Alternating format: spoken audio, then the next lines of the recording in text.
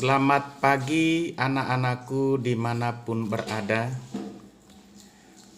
Kita kembali lagi dalam proses pembelajaran daring IPA Biologi.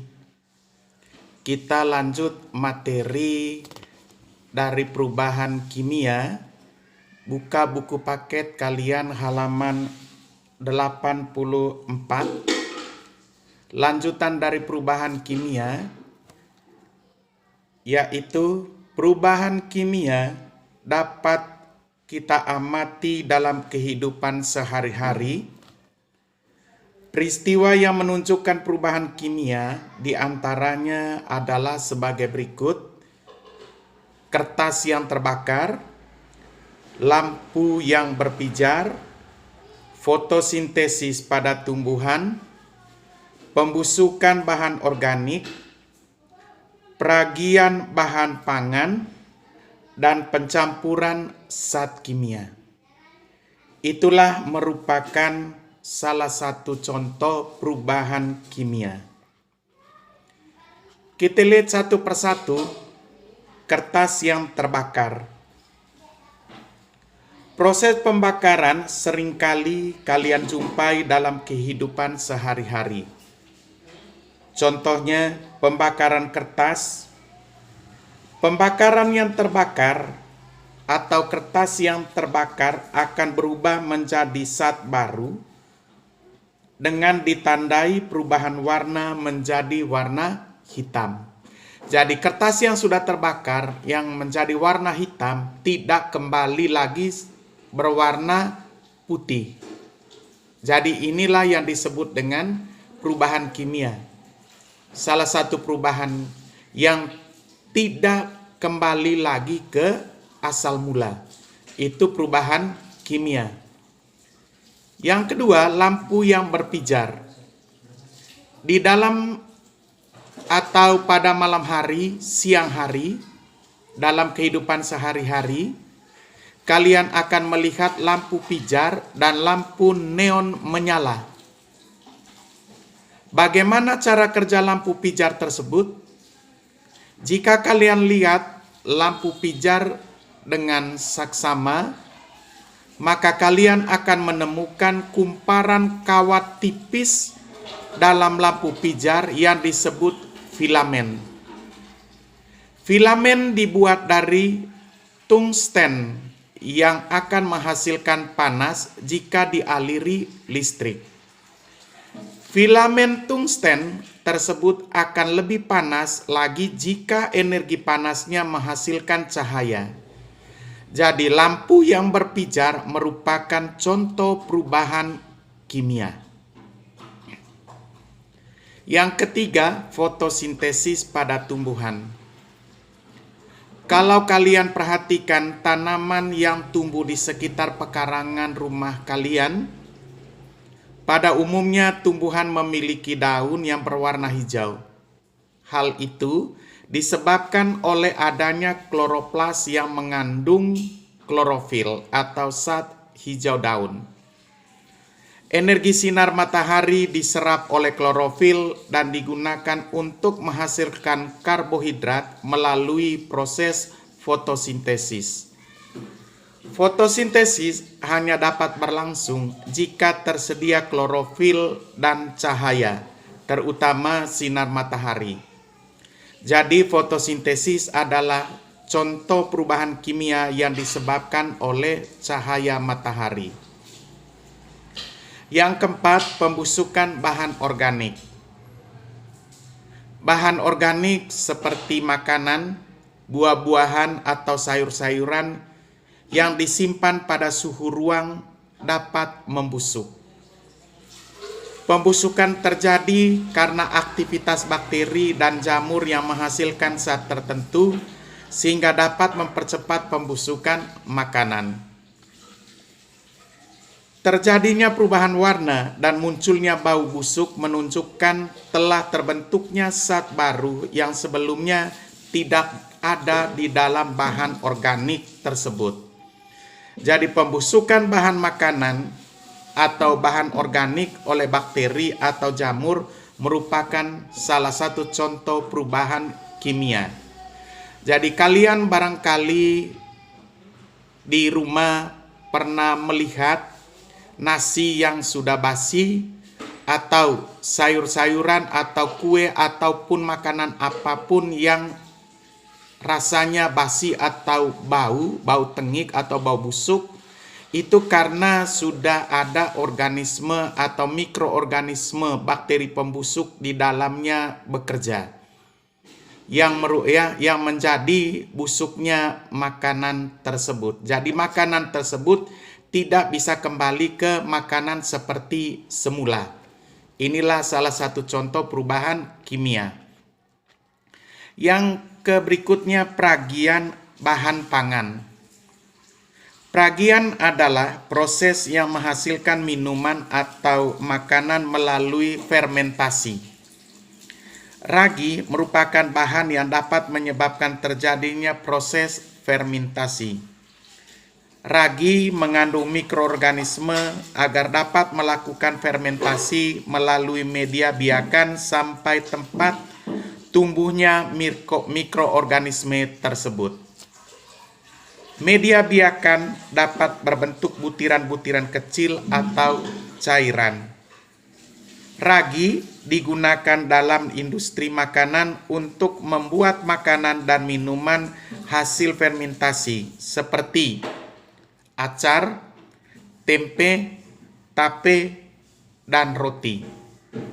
Ini adalah merupakan salah satu contoh peragian bahan pangan. Pernah kalian lihat tempe?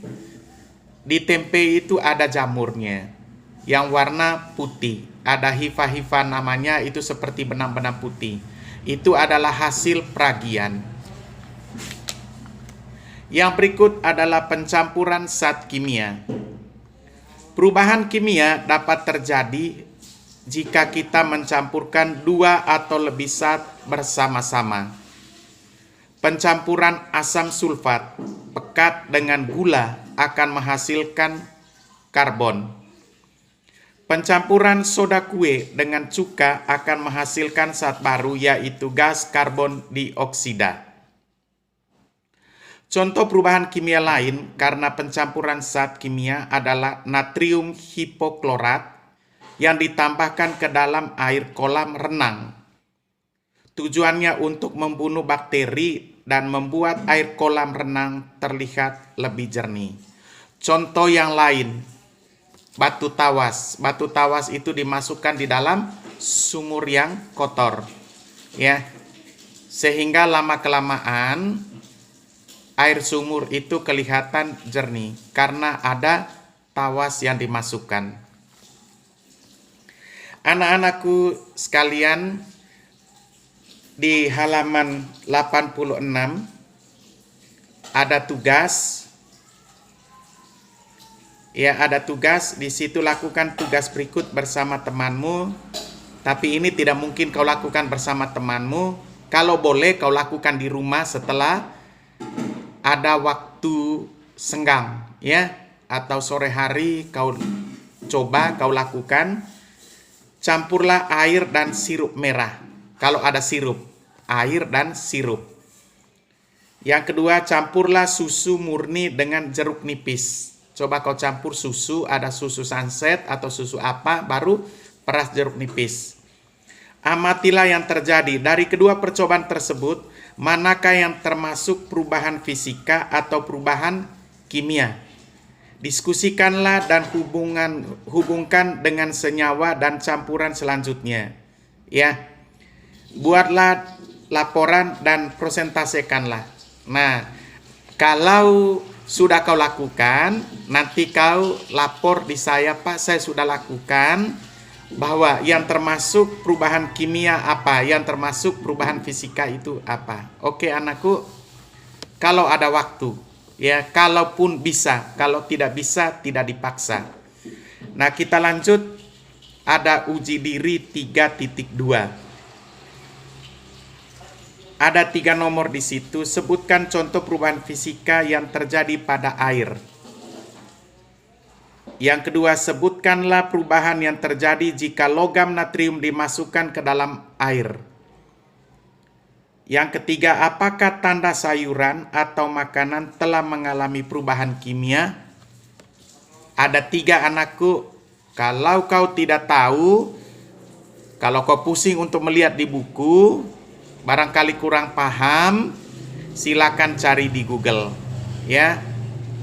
Sekarang yang ke F, kita lanjut materi pemisahan campuran. Pemisahan campuran dapat dilakukan berdasarkan sifat fisika ataupun sifat kimia.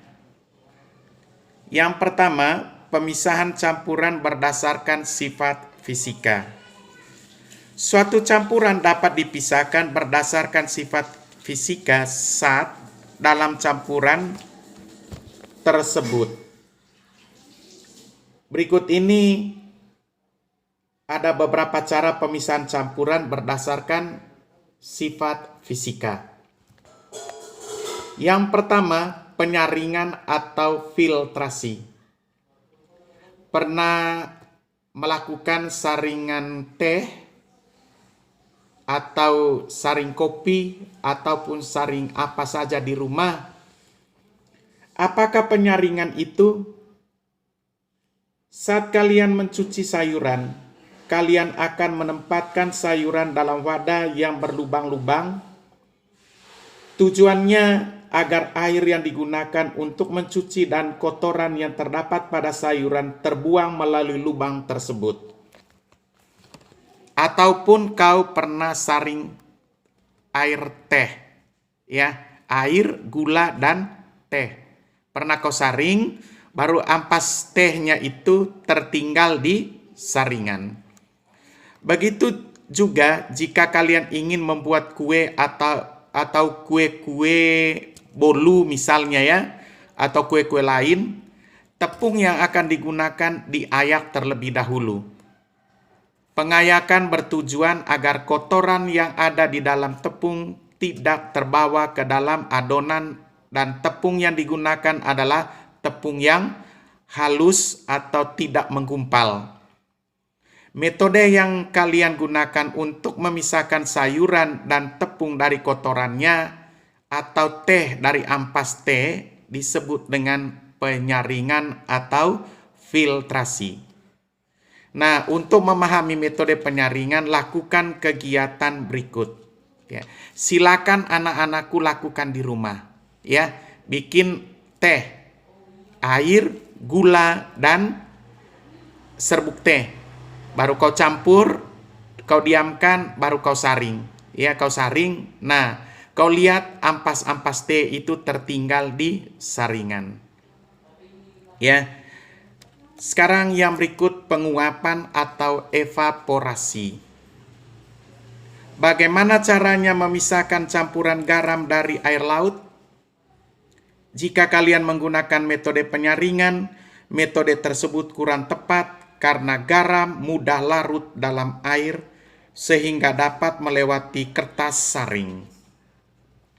Siapa yang pernah jalan-jalan ke Jeneponto? Kalau kalian pernah jalan ke Jeneponto, di tengah jalan di daerah Jeneponto ada sawah garam. Kalau kalian lihat ada sawah garam, itulah contoh yang nyata tentang evaporasi atau penguapan. Anak-anakku sekalian, jika kalian menggunakan metode penyaringan tadi, maka metode tersebut kurang tepat karena garam mudah larut di dalam air sehingga dapat melewati kertas saring. Oleh karena itu, metode penguapan merupakan metode yang tepat untuk memisahkan garam dan air. Penguapan adalah metode yang digunakan untuk memisahkan padatan yang larut dalam pelarutan dengan cara dipanaskan. Metode penguapan antara garam dan air sering kita jumpai dalam kehidupan sehari-hari seperti proses pembuatan garam pada tambak garam di pinggir pantai. Contoh tadi saya cerita jikalau kalian pernah ke Jeneponto. Yang berikut penyulingan atau distilasi. Kalian dapat memperoleh garam dari air laut melalui metode penguapan. Akan tetapi, bagaimana caranya memperoleh air murni dari air laut? Penyulingan merupakan metode yang tepat untuk melakukan kegiatan tersebut. Penyulingan adalah metode yang digunakan untuk memisahkan campuran yang memiliki perbedaan titik didih. Campuran berupa air garam dipanaskan dalam labu bulat pada suhu tertentu. Uap yang diperoleh dilewatkan pada kondensator Liebig yang berisi air dingin. Kemudian, uap tersebut akan berubah menjadi titik-titik air yang ditampung pada labu bulat. Titik-titik air yang terkumpul akan membentuk cairan murni. Cairan murni yang diperoleh dari air hasil penyulingan disebut distilat. Nah, kalian lihat gambar ya 3.24, kembali ke halaman 87 ya. Rangkaian alat penyulingan skala laboratorium.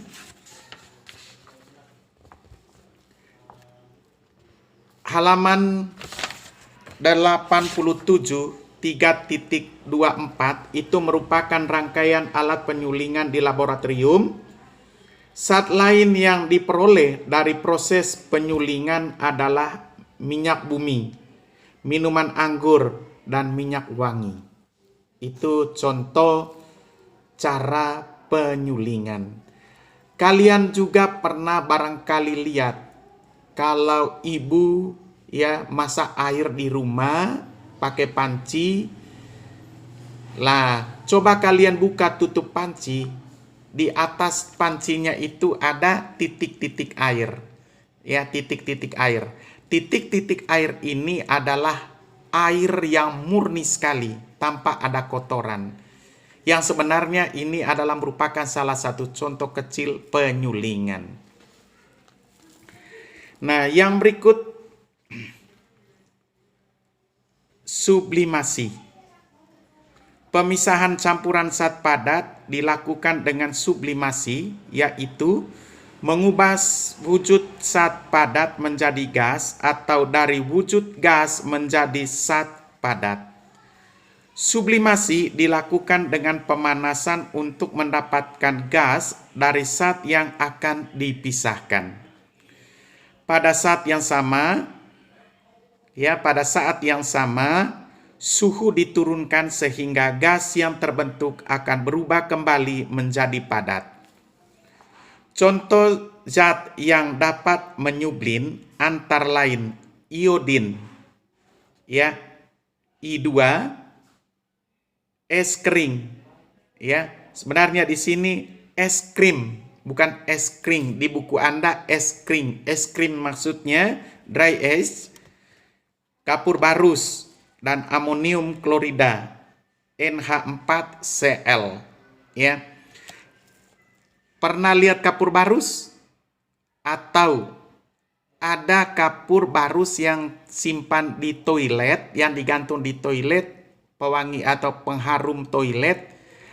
Itu kapur barus itu digantung lama-kelamaan habis.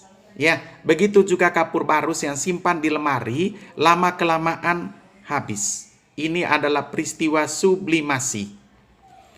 Sekarang yang berikut adalah kromatografi. Kromatografi adalah pemisahan campuran berdasarkan perbedaan kecepatan zat, ya, zat terlarut yang bergerak bersama dengan pelarutnya pada permukaan benda penyerap. Contoh kromatografi yang sederhana adalah kromatografi kertas. Kromatografi kertas dapat dilakukan menggunakan kertas saring biasa. Caranya, kita dapat meneteskan noda tinta di bagian tengah kertas saring.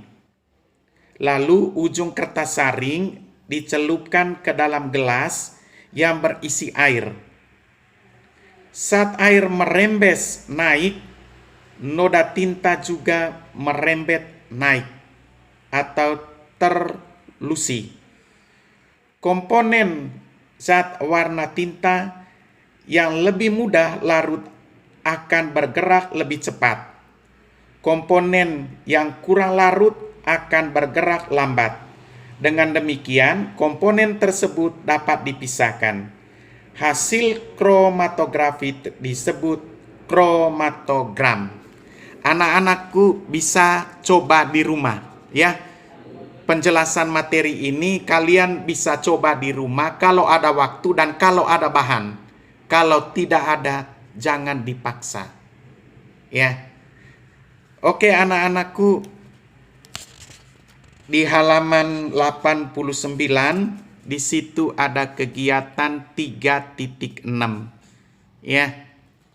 Jadi barangkali kegiatan ini anak-anakku kita tidak bisa lakukan, ya, tidak bisa lakukan, hanya cukup saya jelaskan dan saya baca, ya. Warna yang tersembunyi pada warna makanan. Ya, ada warna pada makanan, warna yang tersembunyi. Ya. Contoh kue ada campuran warnanya. Bahan makanan apa saja yang dicampur pewarna. Alat dan bahan pipet, kertas saring, klip, gelas atau botol kecil, air, pewarna makanan, dan pensil atau tongkat kecil. Langkah-langkahnya, buatlah campuran warna dari pewarna makanan dalam masing-masing botol. Potonglah kertas saring menjadi lembaran dan lekatkan pada tongkat. Teteskan campuran pewarna makanan ke ujung lembaran kertas pengisap, kira-kira 1 cm dari pinggir kertas. Siapkan botol dalam keadaan bersih, kemudian tuangkan air bersih ke dalam masing-masing botol tersebut. Masukkan lembar kertas sampai ujungnya menyentuh air. Amati warna-warna yang terurai. Jadi anak-anakku, kalau di sekolah bisa kita lakukan ini karena di laboratorium itu ada, ya. Tapi karena keadaan situasi sekarang, mohon maaf, jadi kegiatan ini kita tidak bisa lakukan. Tapi kalau kau mau tahu, kau lakukan di rumah seperti cerita halaman 88, ya. Oke anakku, jadi sampai di sini dulu perjumpaan kita kali ini. Nanti kita ketemu lagi pada pertemuan berikutnya. Kita lanjut pemisahan campuran berdasarkan sifat kimia. Terima kasih atas perhatiannya. Tuhan Yesus memberkati. Amin.